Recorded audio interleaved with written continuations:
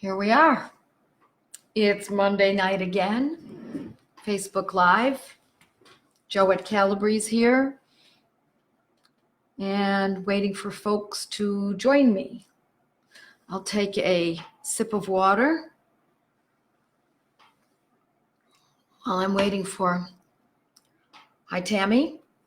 You're the first one. Nice to see you, of sorts. I don't really see you, but nice to see that you've joined us. And Judy, for goodness sakes. Judy, I haven't talked to you in so long. I hope that your whole gang is doing well. Here we go. Now we're joining in. It's been a busy week for me this week. As you can see, I'm in a different surroundings. We left Florida to come up north. We have a wedding to go to. My husband and I are going to a conference tomorrow. We'll be gone for a few days. Very unusual for me to take time off from my practice. I actually will be meeting with a couple of people tomorrow, actually while we're on the road. And then conference all day Wednesday, all day Thursday, and then back to the office again on Friday. A couple other things that happened to me this week. I met with the Ashland Co-op in Portland, Oregon. Boron and I are doing an interesting little, what would I call it? We're organizing groups so that I can teach at co-ops remotely. And we're putting together these events in co-ops and health food stores where boron is sold, which makes it easier for us to find out about these places. But if you happen to have one, please do give my office a call. If you're a member of a co-op or you own a co-op or a health food store, I'm doing these lectures that are, that one that I did in Ashland was free. I don't know if we'll continue doing them for free. We might charge a few dollars and then donate it to either the co-op or to Americans for Homeopathy Freedom. But it's a way of bringing folks back into the fold, those who've been away from homeopathy, bringing folks in the fold who have never been in homeopathy, and bring in their skeptical family members and friends. So that's kind of fun. My legs are sore. I just joined a gym and I started a cycling class. And I nearly cycled myself right off of the machine. I have never really been on one of those machines. I suppose I've pedaled, in those old-fashioned ones. But these are high-tech things. And everyone there seemed to have been doing their cycling for 30 years because they were doing what I could not do. So I'm taking it slowly and I'm going to grow into this. So tonight we are going to talk about a couple of things. One of them is I like speed. And I know you like speed when it comes to wellness. We are accustomed in life to expect things to move pretty quickly, but not with health. But we should be able to move things quickly with health, and we can do that with homeopathy. And so one of the things that I wanted to talk about tonight was the fact that it's very easy to go down rabbit holes. And I've said this so many times, but I think it bears repeating, that when we're using homeopathy, we can avoid all the pitfalls of why something is happening or what's causing something to happen. So, for example, I find that a lot of times folks, and I'm always repeating myself on this subject, but again, I'm going to say it bears repeating. They want to know why they got that illness, what microorganism it was that caused it. And there's a whole world of medicine that has now opened up that is different than the conventional medicine that we've seen for years, This medicine is integrative, functional medical medicine, naturopathy, and their focus is on the why. What's the cause? Well, I tend to believe that that is often an unknown. Sometimes we know the cause. Sometimes we can say there's a cause and effect.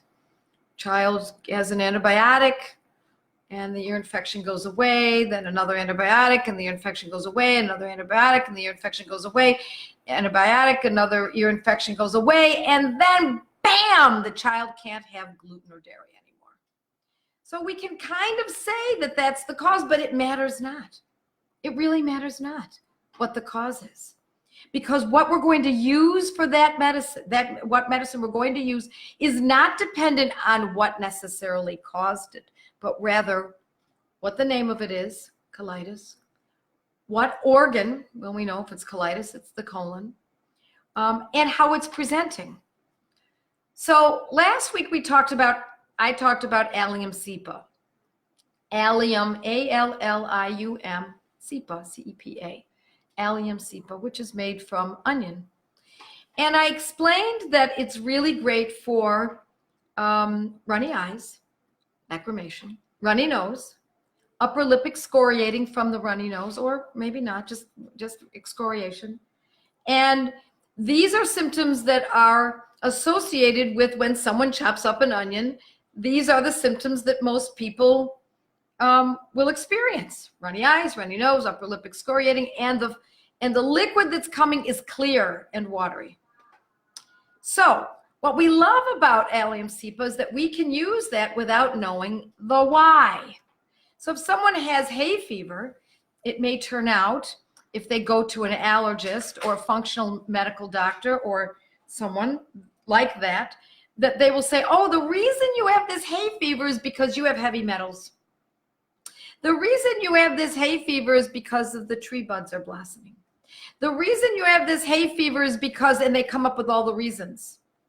Interesting, perhaps, if they're correct, because a lot of it is speculative. But we don't need to know that. If someone has hay fever, chronic condition, Allium CEPA is the remedy that we use if it presents as runny eyes, runny nose, upper lip excoriating, and it's watery and liquidy and clear, the fluid. That's all we need to know. That's beautiful. Now, it doesn't mean we only use Allium CEPA. We might use another medicine as well. But Allium CEPA is what is obvious and what's presenting. We don't need unnecessary information, because if you start digging for other information, I guarantee you will get lost. You'll fall into a rabbit hole and you may never come out, especially if you're told that you're toxic. Especially, as a matter of fact, and I mentioned this last week and I will keep mentioning it, on the 16th of this month. Is it this month? Yes. We will be just starting our new course on toxins. And that is what we're going to be talking about, a great deal about this. But I also talk about it in my allergy course. But you needn't take these courses necessarily to get this concept. So Allium CEPA is great for hay fever with runny eyes, runny nose, upper lip excoriating, and the fluid is clear and watery. What else is like that? Common cold. I think that's what we talked about last week. Common cold. Not all colds present this way, but if your cold presents this way, with runny eyes, runny nose, upper lip excoriating, the characteristics that we find associated with Allium CEPA, then we use Allium CEPA. Do we need to know that cold is a virus? Do we need to know what kind of virus? Do we need to know which person gave it to us? Do we need to know where we got it?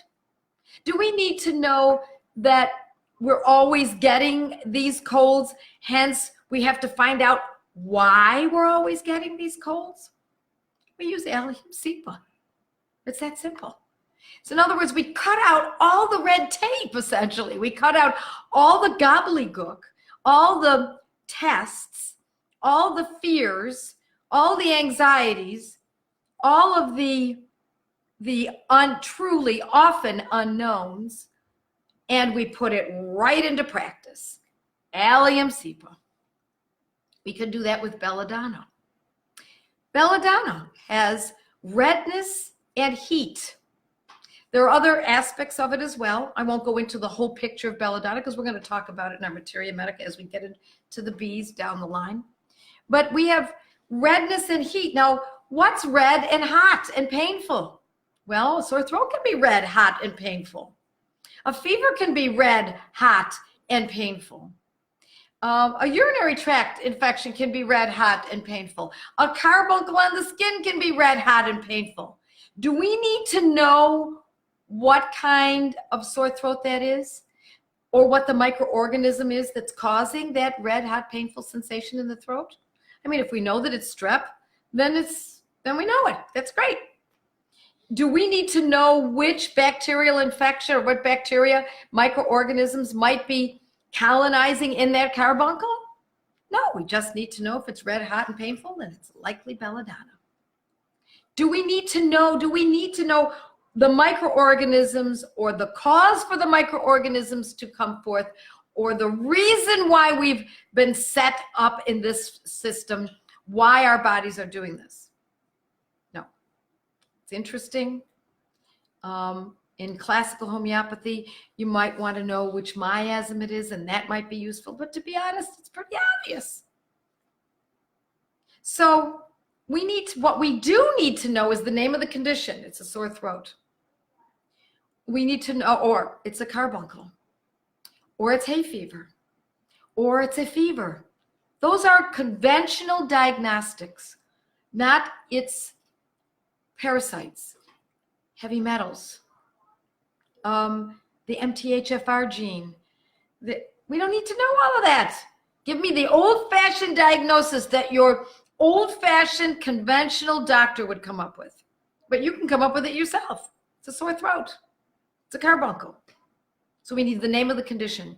Then we want to know which organ it's on, because that matters. We can have an infection in the nose and the sinuses, and we can also have an infection on the skin. That's different. We use different remedies for that. And we want to know the symptoms. Now remember, we're not treating symptoms. Don't get that confused. We don't treat symptoms. We use symptoms. They are gifts. So as much as symptoms can cause misery, pain, suffering, if you look at it from the homeopathic point of view, you can turn that around. And it becomes valuable to know how that person's suffering from that sore throat. It becomes valuable to understand to what degree they're suffering. It becomes valuable to notice that there's an odor to the breath. It becomes valuable to know how long the person has had it for and if they're getting worse and what's occurring. So symptoms then become our friends. Isn't that amazing? It turns around something that conventional medicine has been saying for a couple centuries. Suppress that symptom. Press it down.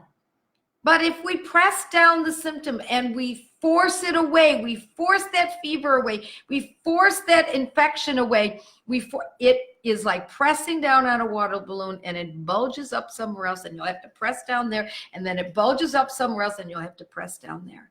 Because we don't suppress, that's what drugs can often do. Now, sometimes it's worth having suppressed symptoms. I mean, certainly, and I've talked about this too. If you're in an automobile accident, you want that pain suppressed before they put you into surgery. There's no doubt about it. There's a time and place for it.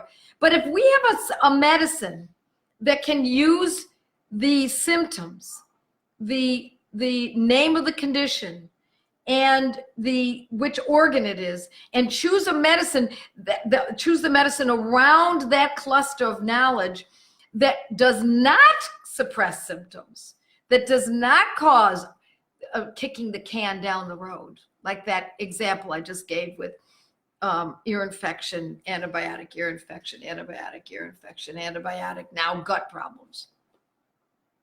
If we've got that knowledge, if we've got that ability, we are golden.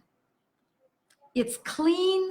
This makes it clean and easy and makes the worrier in you a warrior instead.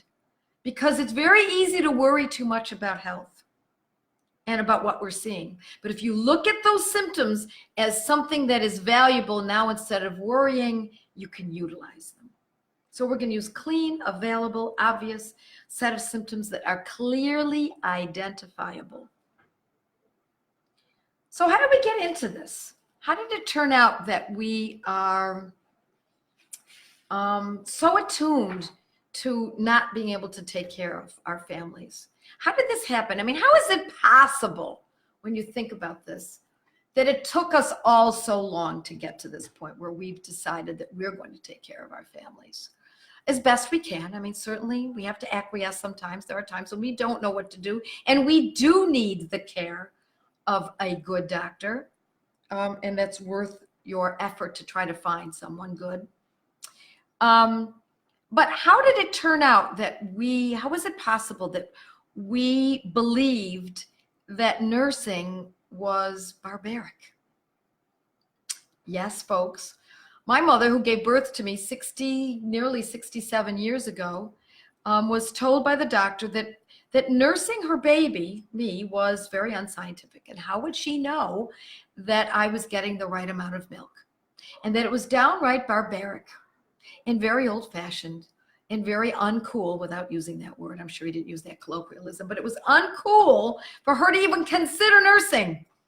Thankfully, I have a mother who didn't listen, and she nursed me in spite of the authority that told her this was wrong. And there was a whole generation of women who were trained to believe that nursing was wrong, that it was unnatural. How could that happen? How is it possible that women were stripped of their instincts? And men too. I happen to be talking about mothers right now because that's usually who I do speak about or to. How is it possible that we've been told that we can't tell whether or not our child is well, that we need to go to someone for a well baby checkup to find out whether or not our child is well? Can't we tell? Don't we have our mothers by our sides, our sisters, our aunts, and our grandparents? Don't we have others around us who can look at the baby and say, you know, something doesn't look right, or oh, that baby looks really robust, no problem? Do we really need to go and have a checkup every X amount of months so that we can be sold the next antibiotic or whatever is being sold in that office? How is this possible? How is it possible that it's been trained out of us to believe that we are not the authority? That's amazing to me. That I believe that the way this has been possible is that we've gotten the same message over and over in women's magazines, on television. Ask your doctor. Check with your doctor. Ask your doctor if this is good, this is right for you or your child. Don't allow a fever to blossom. Take this aspirin. Call me in the morning. Take the Tylenol. Give the acetaminophen. Use this ointment. That is what we've been trained to do for all these years. And I say, it is time that we take back all that is natural for us, our instincts, who we are, how to be able to raise our children. We take it not just medically, but how about our education? Take it back. Don't let the schools teach what you don't want them to teach. Don't let the schools teach sex education in kindergarten or at any age for that matter. Really? They need to be taught sex education in high school even at any time. We need to take it back, roll it back a couple of decades, and bring this back to where it belongs. It belongs in the hands of the family, the mother and the father make the decisions about the children and about the elderly and about ourselves. We need to question authority. And I'm not saying that you go to the doctor. Excuse me, let me just take a sip.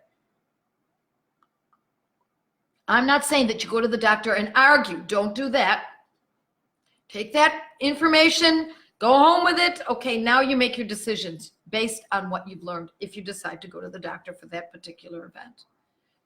Instead, I urge you to become militantly independent in your thinking.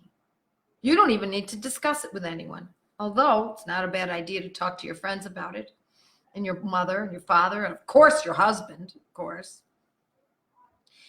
But it's time that we take it back, dial it back, and learn these protocols, learn how to use homeopathy, know how to feed our children, put on a big pot of stock on the back burner, especially at this time of year. Get that old chicken that you roasted last night and put it in the pot and put some onions and some garlic and whatever you can rummage up from the refrigerator and make a stock that your family can eat. And don't listen to the authorities of education, medicine, advertising, industry, and most of all, government. Out it goes, out of our house, out of our homes. And so, I'm looking at the comments. Yes, yes, yes, yes, yes, and yes, absolutely. Love it. Love your responses. Yes. Yep. Pass this along, folks, and consider joining study groups. It is important for you to learn this and important for you to have a group that you can work with, that know you and you're safe with, that can be a part of your life. And don't let the possibility of someone else in the outside of your home take over your decisions and your abilities. Learn as much as you can. Learn as fast as you can. Stock up your remedies. Keep them protected from questioning, and move forward. And so with that, I say, pass on the torch. This is important. We need to move this, not only to pass it on to others, but to make ourselves firm in our firmament, in our underpinnings, that this is a lifestyle that is critical for the human family. And so with that, I see all the hearts. God bless all of you, and meet you again next week, next Monday night. Bye, everyone.